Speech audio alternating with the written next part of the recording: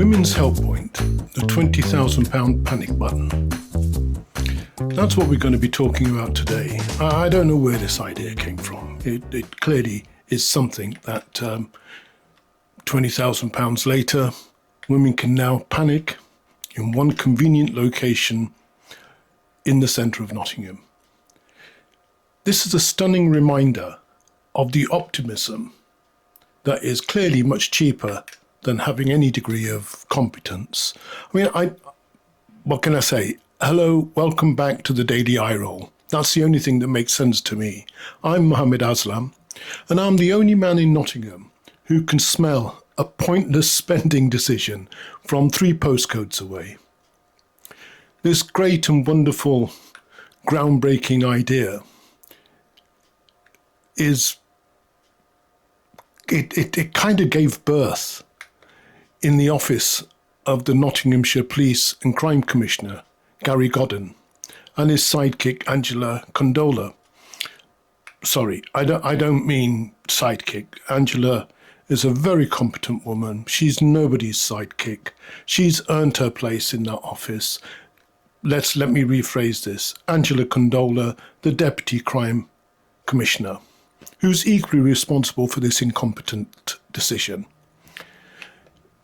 Gary used to be a former police officer, a chief inspector, and then he got himself elected as the crime commissioner after Paddy Tipping. Now, Paddy Tipping wasn't much cop in that role. In fact, he was no cop. Gary's come along as a cop, but not very good cop. He's taken over, and we can see the kind of level of incompetence that Gary's now showing. Just under the line with Paddy Tipping, but he's still up there with the top 2. Today, we're talking about the Nottingham's brand new Women's Help Point on Angel Row. You may have come across it. You probably bumped into it. Yes, it's that shiny metal pillar that lets you speak directly to a control room. Because apparently, the future of women's safety is it's a very expensive game.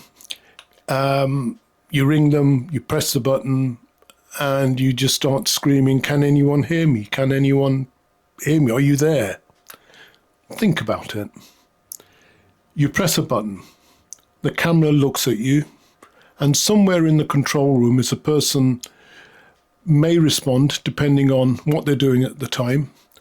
They may be watching TV, filling out some paperwork, or debating whose turn it is to put on the kettle. We've all been there. We've all worked in offices where these are very common factors. The Commissioner's Office says it could save lives, and no doubt that's technically correct. It most definitely will help. In the same way, a traffic cone could stop an alien spaceship landing on the M1. So let's imagine the scenario. They seem to have planned for this. Let's have a look at it. Let's just explore it for a second or two. Right, you're a woman. You happen to be walking through Victoria Centre and somebody's following you, harassing you, wants some money off you, wants to kidnap your handbag, whatever the scenario is. So you sprint out of Victoria Centre. You dodge the Deliveroo cyclist, sidestep a hen party dressed as an inflatable banana, and somehow you arrive at Angel Row just in time to press the sacred button for human hope. That's not a safety strategy. That's an obstacle course sponsored by Weight Watchers. What else can it be? What really amazes me is that this idea survived the commissioners' meetings. They sat around the table. Somebody named Karen, I expect, pitched it to him. He thought, wow, Karen, that's brilliant. I love it. I like that idea. It's going to save lots of lives. Somebody else turns around in the meeting and says, Karen, brilliant idea. Why didn't I think of that? So up goes a metal pillar with trainee customer service assistants in the background. So for £20,000, they could have improved and expanded the awareness campaigns, or invested in services that actually help women before a crisis happens.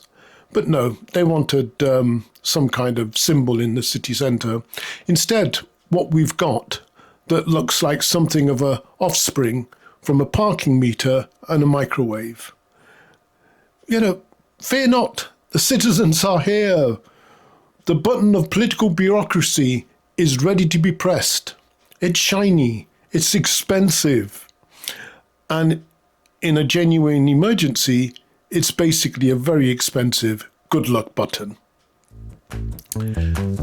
Thanks for sticking with me through this episode and through the pure madness that this idea is generating. I'll catch you again soon, and hopefully next time we'll have a much more sensible conversation. Take care, speak to you soon. If you liked watching this episode, please join me on YouTube. Drop a comment, hit the subscribe button. It helps the YouTube family grow and keeps this chaos coming.